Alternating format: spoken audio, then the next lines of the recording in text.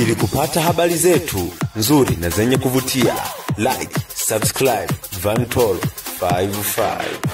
Mwigizaji wa Korea Kusini Oh Young-soo, anayejulikana kwa kuigiza kama Mzee Player 001 katika mfululizo maarufu wa Netflix Squid Game, alipatikana na hatia ya unyanyasaji wa kingono mnamo Machi 2024. Tukio hilo lilitokea mwaka 2006 wakati walipokuwa wakifanya kazi pamoja katika tamthilia ya Jukwaani. Mwanamke aliyemshitaki alidai kuwa Oh alimkumbatia, kumshika mkono na kumbusu shavuni bila idhini yake.